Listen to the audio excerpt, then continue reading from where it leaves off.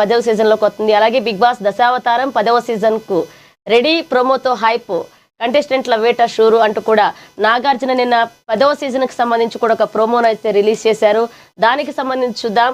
ఇక మహా big boss Telugu 10వ సీజన్కు రెడీ అయింది. ఇప్పటికే 9 విజయవంతంగా పూర్తి చేసుకున్న ఈ ఇప్పుడు 10వ కింగ్ నాగార్జున ఇక మరొకసారి హోస్ట్గా వ్యవహరిస్తున్న ఈ ల్యాండ్ మార్క్ సీజన్కు దశావతారం అనే ఆసక్తికరమైన కాన్సెప్ట్ను కూడా పరిచయం చేస్తూ స్టార్మా అలాగే డిజ్నీ ప్లస్ హాట్స్టార్ అధికారిక చేశాయి.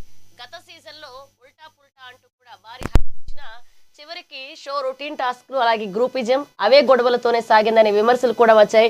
ఇప్పుడు కూడా దశావతారం అంటూ క్లాస్ ప్రోమో వదిలారు. కానీ షో ప్రారంభమయ్యాక కంటెంట్ నిజంగా కొత్తగా ఉంటుందా లేక ఎప్పటిలానే నీరసంగా సాగుతుందా అనే సందేహాలు వ్యక్తమవుతున్నాయి. ప్రస్తుతం బిగ్ బాస్ నిర్వాహకులు 10వ సీజన్ కోసం కంటెస్టెంట్లు వేటలో నిమగ్నమయ్యారు.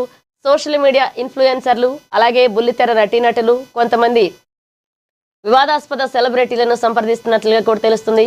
మనం బిగ్ బాస్ కు సంబంధించి చూస్తే కూడా ఇప్పటి వరకు 9 సీజన్లు అయితే పూర్తి చేసుకుంది. 10వ సీజన్ కి సంబంధించి అంటే ఏ సీజన్ కైనా ప్రతిదానికి కూడా ఒక కొత్త ప్రోమో రిలీజ్ చేస్తున్నప్పుడు ఒక కొత్తదాన్ని తీసుకొస్తూ రిలీజ్ చేస్తున్నారు. అలాగే 10వ దశావతారం అంటే కూడా 10, అలాగే దానికి సంబంధించి కూడా ఇప్పుడు 10వ సీజన్ కాబట్టి ఈ సీజన్కి పేరు కూడా దశావతారం అంటే పెట్టి ఒక ప్రోమోని రిలీజ్ చేశారు. ప్రోమో చూస్తే కొంచెం కొత్తగా అనిపించినా కూడా అంటే ప్రతి ఒక్కళ్ళు కూడా బిగ్ బాస్ స్టార్ట్ అవుతున్నప్పుడు ఈ సీజన్లో అయినా కొత్తదనం కనిపిస్తుందా, ఈ సీజన్లో అయినా కొత్తదనం కనిపిస్తుందా అంటూ కూడా వెయిట్ చేస్తారు. కానీ ఏ సీజన్ చూసినా కూడా అవే గొడవలు, అవే అంటే రూమర్స్, అంటే దాంట్లో అది నచ్చదని కొంతమంది బయట నుంచి విమర్శలు చేయడం, బిగ్ బాస్ షోని ఆపేయాలంటూ ఇవన్నీ మనం చూస్తున్నాం. యాజ్ యూజువల్గా అదే హిట్ అవుతుంది. అంటే విజేతలు ఎవరో ఒకళ్ళు అవుతున్నారు, అంటే ఎవరికి తగ్గట్లుగా వాళ్ళు ముందుకెళ్తున్నారు. కానీ 10వ సీజన్కి సంబంధించి కూడా ఇప్పుడు నిన్న ప్రోమో ఏదైతే రిలీజ్ అయిందో దానికి సంబంధించి కూడా ఈసారి కొత్తగా ఉండబోతుంది అంటూ కూడా ఒక ప్రోమోలో క్లారిటీగా కనిపిస్తుంది. మరి చూద్దాం ఈసారి సీజన్ 10లో ఏమైనా గతంలో జరిగిన నాటికి దీనికి ఏమైనా మార్పులు చేస్తారా లేకపోతే యాజ్ యూజువల్గా రొటీన్గా వెళ్తుంది అనేది కూడా మనం చూద్దాం. ఇక మరొక అంశం చూస్తే కూడా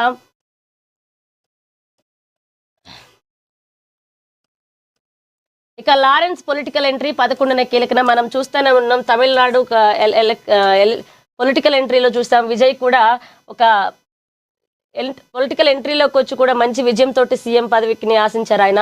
మరొక వైపు లారెన్స్ పొలిటికల్ ఎంట్రీ అంటూ కూడా నిన్న ఒక లారెన్స్ కూడా వస్తున్న రూమర్లకి ఆయన స్పందించాడు.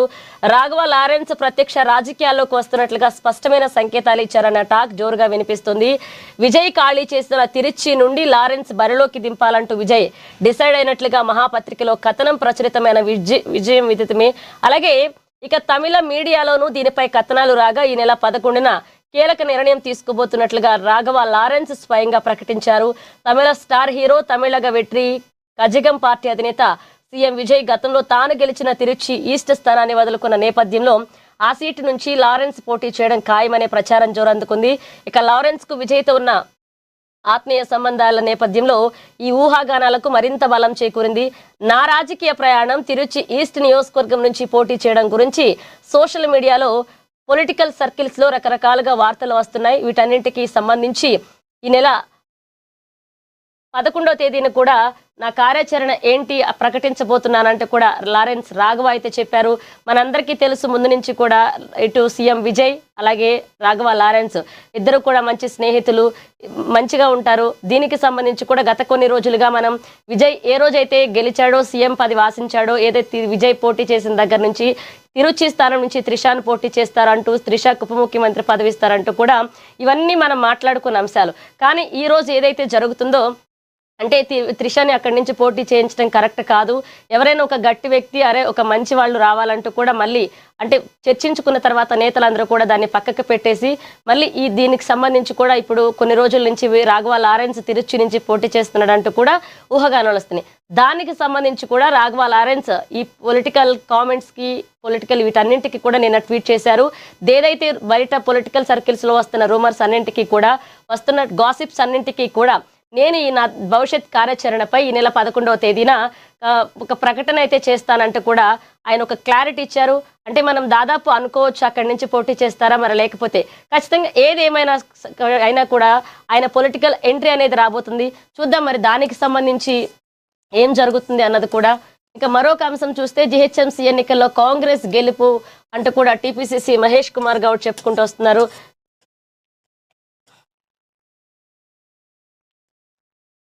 ఇక రాబోయే జీహెచ్ఎంసీ ఎన్నికల్లో కాంగ్రెస్ పార్టీనే గెలుస్తుందంటూ టీపీసీసీ చీఫ్ మహేష్ కుమార్ గౌడ్ అన్నారు. జలమండలి యూనియన్ ఎన్నికల్లో కాంగ్రెస్ అనుబంధ సంస్థ ఐఎన్టీయూసీ జెండా ఎగరడంపై మహేష్ కుమార్ గౌడ్ సంతోషం వ్యక్తం చేశారు. 800 ఓట్ల భారీ మెజార్టీతో అధ్యక్షుడిగా గెలిచిన రాజిరెడ్డి ప్రధాన కార్యదర్శిగా రాఘవేంద్ర రాజులకు శుభాకాంక్షలు తెలియజేశారు. ఈ విజయం రేవంత్ రెడ్డి ప్రభుత్వంపై కార్మికులకు ఉన్న నమ్మకానికి నిదర్శనం అంటూ కూడా ఆయన వ్యాఖ్యానించారు. రాబోయే జీహెచ్ఎంసీ ఎన్నికల్లో సైతం కాంగ్రెస్ పార్టీ ఇదే గెలుపు అంటూ ధీమా వ్యక్తం చేస్తున్నారు. ఈ 2.5 సంవత్సరాలలో ఎన్నో సమస్యలు పరిష్కరించామని చెప్పారు. గత ప్రభుత్వంలో ఆర్టీసీ కార్మికుల రోజులు తరబడి సమ్మె చేసిన పట్టించుకోలేదన్నారు. కానీ మొన్న ఆర్టీసీ కార్మికుల సమ్మె చేస్తే 3 రోజుల్లోనే పిలిచి సమస్యను పరిష్కరించామంటూ కూడా టీపీసీసీ చీఫ్ మహేష్ కుమార్ చెప్పుకుంటూ వచ్చారు. ఇక మరొక అంశం చూస్తే రేవంత్ సంచలనం. సీఎం కామెంట్స్ పై దేశవ్యాప్త చర్చ జరుగుతుంది. బగ్గుమన్న కేంద్ర మంత్రులు. ఇక దేశాన్ని విభజించొద్దు అంటూ కేంద్ర మంత్రి రిజిజు ఫైర్ అయ్యారు. కర్ణాటకలో వైరల్ గా మారిన రేవంత్ వ్యాఖ్యలు. మా కర్ణాటక నేతలు కూడా రేవంత్ లా సౌత్ గళం వినిపించాలంటూ కామెంట్స్ వస్తున్నాయి. పన్నులు కట్టి ఢిల్లీకి సెల్యూట్ కొట్టాలా అంటూ రేవంత్ చేసిన వ్యాఖ్యలు సెన్సేషన్ గా నిలిచాయి. దీనికి సంబంధించి ప్రధాన అంశం చూద్దాం. రేవంత్ రెడ్డి ధనాదన్ ఫటాఫట్ ఇప్పుడు సౌత్ రాజకీయాల్లో ధనాదన్ దూసుకు వెళ్తున్నారు. కేరళలో నిపోనాన్ విజయ్ అంటూ ఎన్నికల ప్రచారానికి మలుపు తిప్పిన తెలంగాణ సీఎం రేవంత్ రెడ్డి ఇప్పుడు కర్ణాటకలో హిందూ పత్రిక నిర్వహించిన సదస్సుకు వెళ్లి సౌత్ వర్సెస్ నార్త్ విభజన అన్యాయాన్ని స్పష్టంగా చెప్పారు. ఇక పన్నులు కట్టి ఢిల్లీకి సలాం కొట్టాలా, మేం ద్వితీయ శ్రేణి పౌరులుగా ఉండాలా అంటూ రేవంత్ విసిరిన సవాల్ చేసిన కామెంట్స్ దేశవ్యాప్తంగా వైరల్ అయ్యాయి. ఇక కర్ణాటకతో పాటు ఉత్తరాదిలోనూ రేవంత్ క్లిప్స్ ఎన్డీఏ ప్రత్యామ్నాయ పార్టీలు యువత వైరల్ చేస్తున్నారు. ఇక మా నేతలు కూడా ఢిల్లీకి వ్యతిరేకంగా ఇలా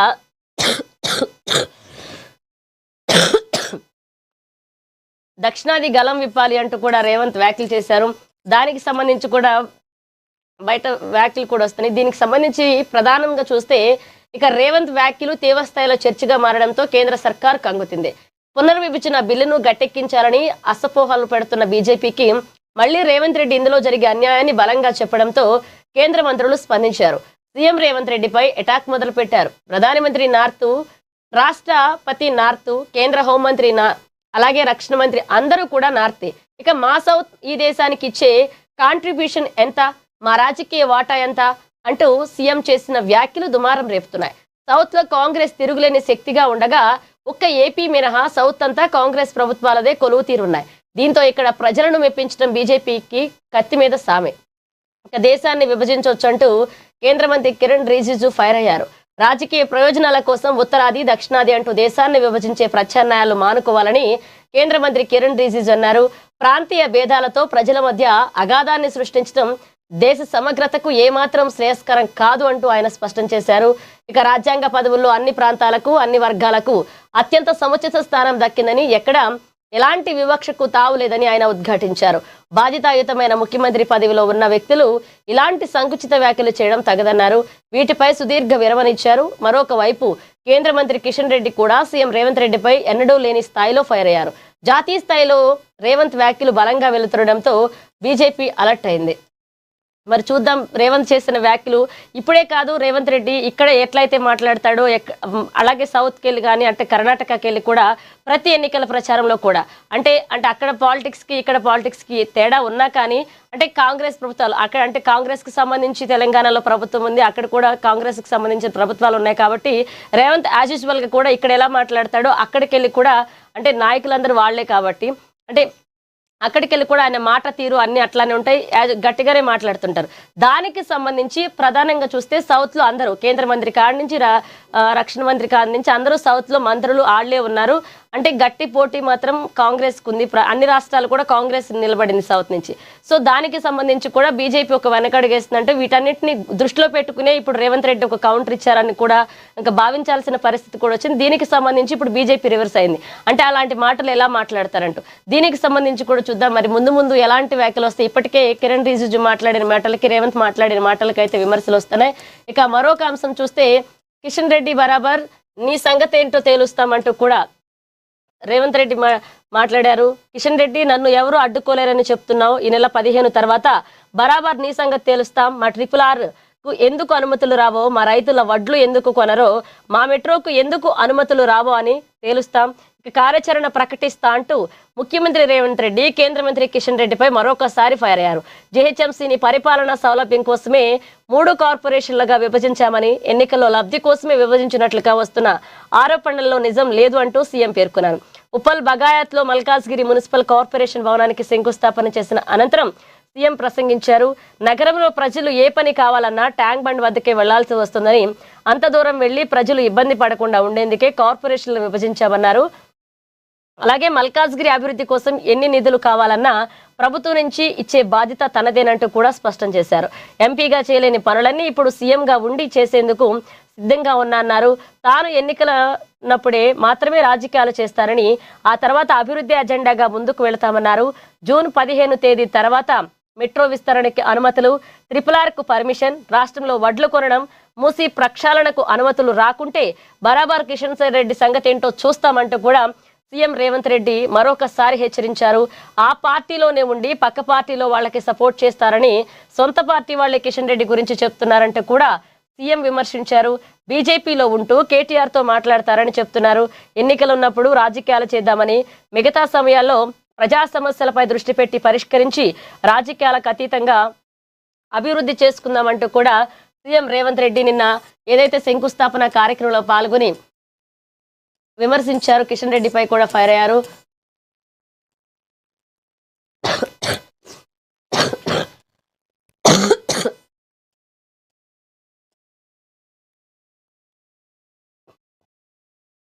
ఇండియా జన్బంధన్ పేరిట నేడు విపక్షాల సమావేశం జరగబోతుంది. అలాగే ఢిల్లీలో ఇండియా జన్కు సంబంధించి కూడా విపక్షాలు అందరూ కూడా సమావేశం నిర్వహించబోతున్నారు. దేశ రాజధాని ఢిల్లీ వేదికగా ప్రతిపక్ష ఇండి కూటమితో తొలిసారిగా అత్యంత కీలక సమావేశానికి సిద్ధమైంది. ఢిల్లీలోని కాన్స్టిట్యూషన్ క్లబ్ లో సోమవారం నాడు జరగబోయే ఈ ప్రత్యేక భేటీకి ఇండియన్ జన్బంధన్ అని నామకరణం చేశారు. ఇక దేశంలో మారుతున్న రాజకీయ సమీకరణాల నేపథ్యంలో భవిష్యత్ పోరాట కార్యాచరణను ఖరారు చేసేందుకు ఈ సమావేశం అత్యంత ప్రాధాన్యతను సంతరించుకుంది. ఈ మహాసభకు దేశవ్యాప్తంగా ఉన్న 23 రాజకీయ పార్టీలకు చెందిన అగ్రనేతలు హాజరవుతున్నట్లుగా కాంగ్రెస్ పార్టీ అధికారికంగా ప్రకటించింది. ఈ మేరకు కాంగ్రెస్ ప్రధాన కార్యదర్శి జైరాం రమేష్ సామాజిక మాధ్యమం ఎక్స్ వేదికగా ఒక సుదీర్ఘ పోస్టును పంచుకున్నారు. మమత ఈ సమావేశానికి హాజరయ్యేందుకు ఢిల్లీ ఆదివారమే చేరుకోగా, ఇక డిఎంకే ఆ భేటీకి దూరంగా ఉన్నాయి.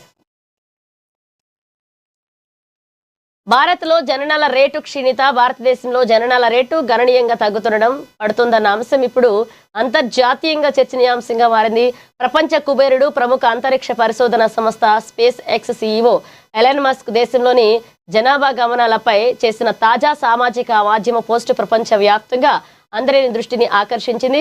ఇక దేశంలో జనాభా స్థిరత్వానికి అత్యంత అవసరమైన ప్రతిస్థాపన స్థాయి కంటే జననాల రేటు దిగువకు పడిపోవడం ఆయన తీవ్ర ఆందోళన వ్యక్తం చేశారు.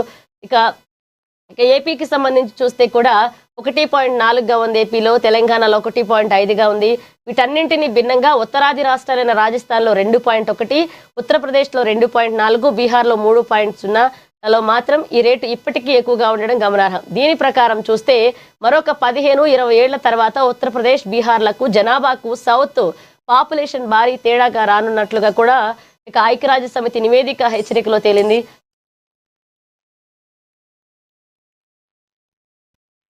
ఇప్పటి వరకు మనం చూసాం, అంటే ఏదైతే నిన్న సీఎం రేవంత్ రెడ్డికి సంబంధించి కూడా ఒక శంకుస్థాపన కార్యక్రమంలో పాల్గొని ఏదైతే RRRకు సంబంధించి కూడా బీసీ రిజర్వేషన్ బిల్లుకు పునర్విభజన, అలాగే మూసి పునర్వ్యవస్థీకరణకు సంబంధించి కూడా ఈ బిల్లులన్నింటికి సంబంధించి అంటే ఎలా బిల్లులు రావు, ఎలా రాదు అంటూ కూడా నిన్న సీఎం రేవంత్ రెడ్డి కిషన్ రెడ్డి మీద విమర్శించిన ఆరోపణలు మనం చూసాం. దానికి సంబంధించి కూడా కేంద్ర మంత్రి కిషన్ రెడ్డి కౌంటర్ ఇచ్చారు. నన్ను ఆపేవారు ఈ గడ్డ మీద పుట్టలేదు అంటూ కూడా కిషన్ రెడ్డి కౌంటర్ ఇచ్చారు. ఇక నన్ను పొలిమేర దాటనివ్వను అంటున్నారు, నన్ను ఆపేవారు ఇంకా ఈ గడ్డపై పుట్టలేదు, మీ తాకిటాకు చప్పుళ్లకు భయపడడానికి నేను కేసీఆర్ను కాను అంటూ కేంద్ర మంత్రి కిషన్ రెడ్డి సీఎం రేవంత్ రెడ్డి వ్యాఖ్యలకు కౌంటర్ ఇచ్చారు. రేవంత్ రెడ్డిలో రాజకీయ నిరాశ, నిస్పృహలు స్పష్టంగా కనిపిస్తున్నాయన్నారు. సీఎం మాటలు కోటలు దాటుతున్నాయి, కానీ చేతలు మాత్రం సెక్రటేరియట్ కూడా దాటడం లేదన్నారు. త్వరలో కాంగ్రెస్ ను ప్రజలు అడ్రస్ లేకుండా చేస్తారని రాహుల్ గాంధీ ఈ జన్మలో కలలు కనరేరంటూ కూడా కిషన్ రెడ్డి విమర్శించారు. సీఎం రేవంత్ రెడ్డి బెదిరింపులకు తాటాకు చప్పళ్లకు భయపడ్డానికి నాకు కేసీఆర్ ను కాదని బీజేపీ కార్యకర్తలని స్ట్రాంగ్ కౌంటర్ ఇచ్చారు. నన్ను కూడా కేసీఆర్ అని మీరు అనుకుంటున్నారేమో, కానీ కాదు, నేను బీజేపీ కార్యకర్తను అని కామెంట్ చేశారు. సీఎం రేవంత్ రెడ్డి రైతులను దారుణంగా మోసం చేశారని కిషన్ రెడ్డి ఆరోపించారు. రైతులకు వడ్లకు ఇస్తారన్న బోనస్ డబ్బులు ఇంకా ఇవ్వలేదంటూ కూడా ఆయన సీఎం రేవంత్ రెడ్డి వ్యాఖ్యలకు గట్టిగా కౌంటర్ ఇచ్చారు.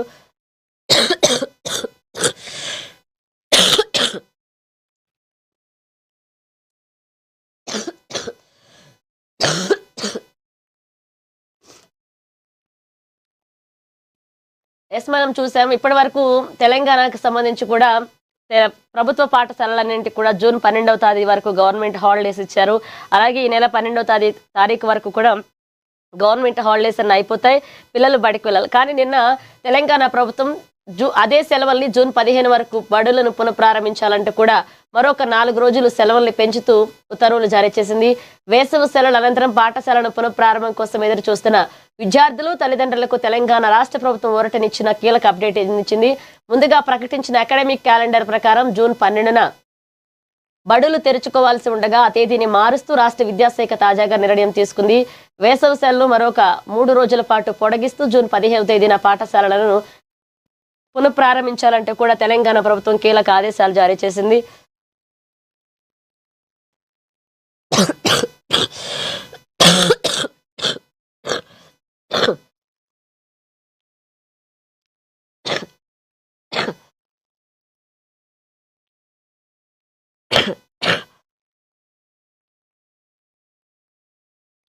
తెలుగు, ఉర్దూ, మరాఠీ భాషల్లో వార్తలు ప్రసారం చేసే ఒకే ఒక్క channel ANN, one and only. వస్తా ఉంటే నువ్వు హైదరాబాద్లోకి ఎలా అడుగు పెడతావు? నీకు హైదరాబాద్లో ఏం పని? ఇది నేను ప్రత్యేకించి చెప్తా ఉన్నా. మీరెవరైనా నన్ను బెదిరించే వాళ్ళ మీ అయ్య జాగీరా తెలంగాణ? బెదిరించే వాళ్ళ మీ అయ్య జాగీరా తెలంగాణ? బెదిరించే వాళ్ళ మీ అయ్య జాగీరా తెలంగాణ?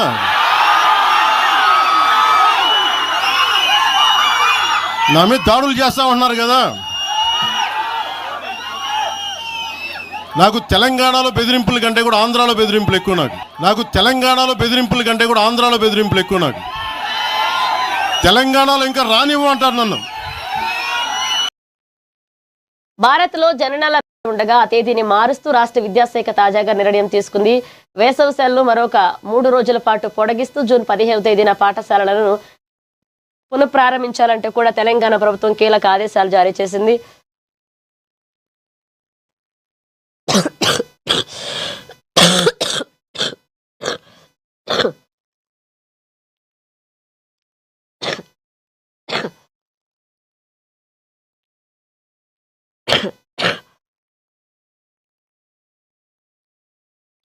తెలుగు, ఉర్దూ, మరాఠీ భాషల్లో వార్తలు ప్రసారం చేసే ఒకే ఒక్క channel ANN, one and only. వస్తా ఉంటే నువ్వు హైదరాబాద్లోకి ఎలా అడుగు పెడతావు? నీకు హైదరాబాద్లో ఏం పని? ఇది నేను ప్రత్యేకించి చెప్తా ఉన్నా. మీరెవరైనా నన్ను బెదిరించే వాళ్ళ మీ అయ్య జాగీరా తెలంగాణ? బెదిరించే వాళ్ళ మీ అయ్య జాగీరా తెలంగాణ?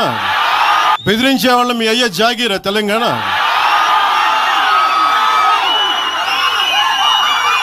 నా మీద దాడులు చేస్తా ఉన్నారు కదా. నాకు తెలంగాణలో బెదిరింపుల కంటే కూడా ఆంధ్రాలో బెదిరింపులు ఎక్కువ.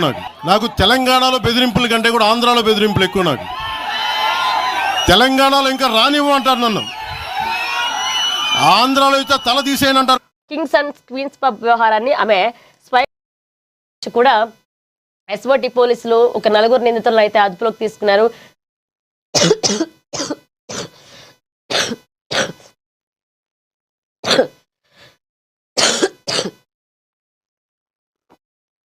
వాళ్ళ మాదాపూర్ PHP పోలీసులకు అప్పగించారు. ప్రధానంగా మనం చూస్తే కూడా ఈటెల రాజేందర్కి సంబంధించి కూడా ఎవరో దీనంతా కూడా కావాలని చేపిస్తున్నారు అంటూ కూడా మనం మాట్లాడని తీరుంది. దీనికి సంబంధించి పోలీసులకి కంప్లైంట్ వెళ్ళింది. దీనికి సంబంధించి చూసాం 4 నిందితులను తీసుకున్నారు. దీని వెనక ఎవరున్నారు, పాత్రదారులు సూత్రధారులు ఎవరున్నారు అన్నది కూడా తెలియబోతుంది. మరొక వైపు రైతుల భూములను లాక్కోవడం కాంగ్రెస్ మార్క్ నిమిషంకు శత్వం. అలాగే ముఖ్యమంత్రి రేవంత్ రెడ్డి శైలిపై బీజేపీ రాష్ట్ర అధ్యక్షుడు ఎన్ రామచంద్రరావు నిప్పులు చెరిగారు. ధరల పెంపుతో ప్రజా జీవితం సంక్షోభంలోకి. ఇక విద్య, వైద్యం, రవాణా, మౌలిక వసతుల కల్పనతో ప్రభుత్వాలు విఫలం. ఈ నెల 10న చెలో మేడ్చల్ కలెక్టరేట్, అలాగే జవహర్ నగర్ మున్సిపల్ ఆఫీస్ మందుగోడ పత్రిక ఆవిష్కరణ. అలాగే సిపిఐ మేడ్చల్ నియోజకవర్గ ఇన్ఛార్జ్ తోటపల్ల శంకర్. దీనికి సంబంధించి కూడా ఈ నెల 10వ తేదీన మేడ్చల్లో ఆయన ధర్నా చేయబోతున్నారు.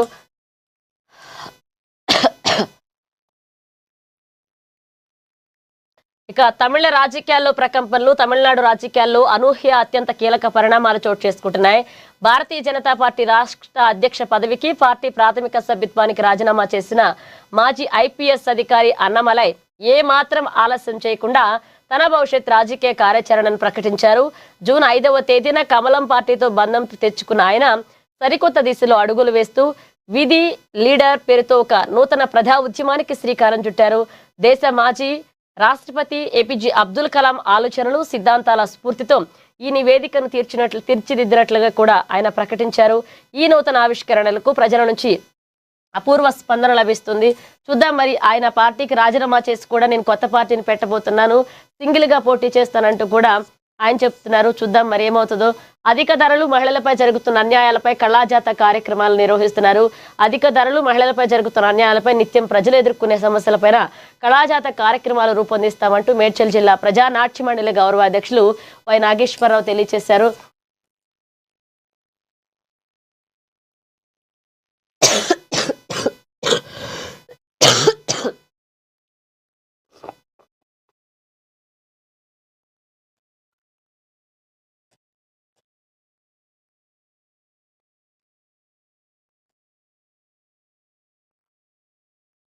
Cockroach speaking. నేను ఈ దేశ రక్తాన్ని, నేను ఈ దేశ ఉవ్వెత్తున ఎగిసే కలల ఉష్ణపాతాన్ని, నేను ఆకాశాన్ని ముద్దు పెట్టుకునే సముద్రాన్ని అంటూ కూడా ఏదైతే నిన్న కాక్రోజ్ పార్టీకి సంబంధించి కూడా అతను మాట్లాడిన మాటలన్నింటికి కూడా మనం మొదటి నుంచి చూస్తూనే ఉన్నాం. అతను ఎలాంటి మాటలు మాట్లాడతారు, ఏం చేస్తున్నారు, అసలు ఏ పాయింట్ని తీసుకుని ఆయన వచ్చారంటూ కూడా ఒడ్డినపోయిన శ్రీనివాస్ అనే ఒక ఆయన కూడా దీనికి సంబంధించి ఏ వ్యూహాన్ని తీసుకుని దేన్ని తీసుకుని ఆయన బయటకు వచ్చారన్న కూడా ఒక పాయింట్ వైజ్ గా కూడా ఆయన రాసి ఒక పత్రికలో ఒక కథలాగా రాసి తీసి చూపించారు. ఇంకా మరొక అంశం చూస్తే కూడా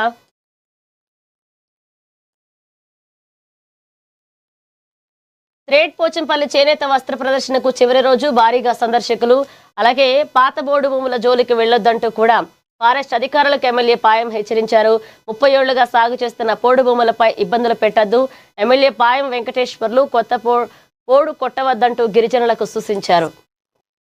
కాలం మార్చలేని బంధం. 22 ఏళ్ల తర్వాత కలిసిన బాల్యమిత్రులు. పాలేరులోని ఆత్మీయంగా new scholars convent school 2004 batch అంటే ఆత్మీయ కలయిక సమ్మేళనాన్ని కూడా వాళ్ళు నిర్వహించుకున్నారు. మరొక వైపు కార్మిక సమస్యలు పరిష్కరించకపోతే ఉద్యమాలు ఉధృతం చేస్తామని గుర్తింపు సంఘం కేంద్ర కౌన్సిల్ సమావేశంలో ఎమ్మెల్యే కోనంనేని సాంబశివరావు హెచ్చరించారు. బోర్గంపాడులో చేప మందు పంపిణీకి సర్వం సిద్ధం చేశారు. అలాగే ఈ రోజు మృగశిర కార్తీకి సంబంధించి కూడా ఈ రోజు రేపు కూడా మృగశిర కార్తీకి సంబంధించి కొన్ని ప్రాంతాల్లో హైదరాబాద్ ఇటు అలాగే మరికొన్ని తెలంగాణకు సంబంధించి కొన్ని ప్రాంతాల్లో కూడా చేప పందును అయితే పంపిణీ చేస్తారు. దానికి సంబంధించి కూడా ఇప్పటికే మంత్రి పొన్నం ప్రభాకర్ ప్రతి చోట కూడా ఏర్పాట్లను అయితే పూర్తి చేయించారు. మరొక వైపు గోదాం నిర్మాణంలో రాజకీయాలు, గుట్టమట్టి అమ్ముకుంటున్నారంటూ కూడా ఆరోపించారు. గ్రామంలో గోదాం చిచ్చు. ఖమ్మం జిల్లా సింగరేణి మండలం గుట్ట కింద గుంపులో గోదాం నిర్మాణం చిచ్చు రాజేసింది. గ్రామం వద్ద నిర్మిస్తున్న 15,000 మెట్రిక్ టన్నుల గోదాం నిర్మాణంలో కాంగ్రెస్ పార్టీలో ఉన్న రాజకీయ విభేదాలు తెర మీద కనిపిస్తున్నాయి. భవిష్యత్ తరాలకు యాంగ్ ఇండియా గురుకులాలు ఒక పెట్టుబడి. లక్ష్మీపురం సమీకృత విద్యాలయ పనులను పరిశీలించారు డిప్యూటీ సీఎం బట్టి విక్రమార్క. నాణ్యతతో ఎట్టి పరిస్థితుల్లోనూ రాజీ పడొద్దంటూ కూడా అధికారులకు కఠిన ఆదేశాలు ఇచ్చారు. పనిలో మరింత వేగం పెంచి గడువులోగా పూర్తి చేయాలని సూచించారు. సమస్యల పరిష్కారం కోసం వినతి పత్రాలు సమర్పించారు. త్రాగునీరు, ఇంధనం ఇళ్లు, పెన్షన్లు, భూ సమస్యల పరిష్కారం కోరుతూ డిమాండ్ చేస్తున్నారు. బోర్గం పహాడులో మరొక అంశం చూస్తే గంజాయి చాక్లెట్ రవాణాకు చెక్ పెట్టిన పోలీసులు నిందితుడిని అరెస్ట్ చేసి మట్వాడ పోలీసులు వరంగల్ పోలీస్ కమిషనరేట్ పరిధిలోని మట్వాడ పోలీస్ స్టేషన్ లో గంజాయి చాక్లెట్ల అక్రమ రవాణాకు చెక్ పెట్టారు పోలీసులు. కొత్త ఉపాధి హామీ చట్టాన్ని వద్దు అంటూ కూడా ఇక పాతదే కొనసాగించాలని, ఉపాధి కూలీలు పొట్ట కొట్టవద్దు అంటూ తెలంగాణ వ్యవసాయ కార్మిక సంఘ జిల్లా మహాసభలు నిర్వహిస్తున్నారు. దీనికి సంబంధించి రాష్ట్ర ప్రధాన కార్యదర్శి వెంకట్రాములు కూడా ఆ కొత్త ఉపాధి హామీ చట్టాన్ని రద్దు చేయాలంటూ కూడా డిమాండ్ చేస్తున్నారు. కొత్త కారు కొనాలనే వారికి గుడ్ న్యూస్. అలాగే హుండాయిలో కూడా కొత్త కార్లను కొనుగోలు చేయాలనుకుంటున్నారని, అయితే మీకు శుభవార్త. ఇక దేశీయ ఆటోమొబైల్ దిగ్గజ సంస్థలు ఒకేసారి భారీగా రాయితీని ఇస్తున్నట్లుగా కూడా ప్రకటించాయి. మారుతి సుజుకి, హుండాయ్ అలాగే టాటా మోటార్స్ ఏకంగా తమ మోడళ్లపై 2.15 లక్షల వరకు ఆర్థిక ప్రయోజనాలను కల్పిస్తున్నట్లుగా వెల్లడించాయి. ఈ ఆఫర్లు ప్రస్తుత నెలకు మాత్రమే వర్తించనున్నాయి. వీటిని నగదు, డిస్కౌంట్, ఎక్స్చేంజ్ బోనస్, అలాగే స్క్రాపింగ్ ఇన్సెంటివ్స్, లాయల్టీ రివార్డ్, అలాగే కార్పొరేట్ ప్రయోజనాలు కలుపుకుని ఎంపిక చేసిన మోడళ్లపై 2 లక్షల వరకు ప్రయోజనాలు పొందవచ్చు అంటూ తెలిపాయి. హుండాయ్ మోటార్స్ ఎంపిక చేసిన మోడళ్లపై ₹1,00,000 వరకు డిస్కౌంట్ ఇస్తుంది. క్రెటా ఎస్యూవీని కొనుగోలు చేసిన వారికి ₹1,00,000 వరకు డిస్కౌంట్ ఇస్తున్న సంస్థ. వెర్నాపై 95,000, అప్డేటెడ్ మోడళ్లు 55,000, కెటా ఎలక్ట్రికల్ మోడళ్లపై 85,000 వరకు కూడా ప్రయోజనాలు ఇస్తున్నాయి. చూద్దాం మరి, ఎవరైనా కార్లు కొనాలనుకునే వాళ్ళు కూడా అంటే ఇయర్లీ ఎక్స్చేంజ్ చేస్తూ కొనాలనుకుంటారు కదా, వాళ్ళకి ఒక మంచి బెస్ట్ ఆఫర్గా మనం చూడొచ్చు.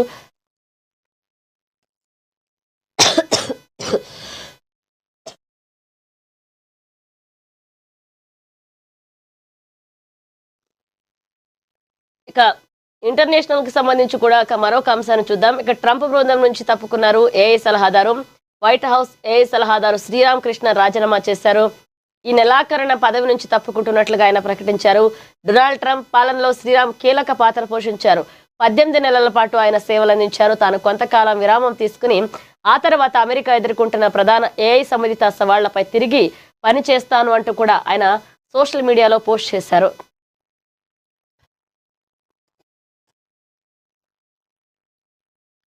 భార్య ప్రెగ్నెన్సీ బ్రేక్, ఇక వైరల్ అవుతున్న ఏఐ ప్లాన్.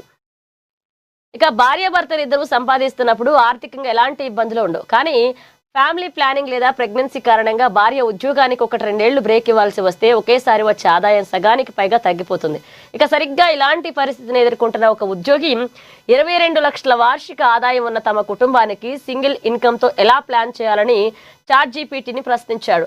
భార్య జీతం 12 లక్షలు, భర్త జీతం 10 లక్షలు అయినప్పుడు ఆ సడన్ ఫైనాన్షియల్ షిఫ్ట్ ను ఎలా తట్టుకోవాలో ఏఐ ఇచ్చిన mind blowing practical financial plan ఇప్పుడు నెట్టింట వైరల్ గా మారింది.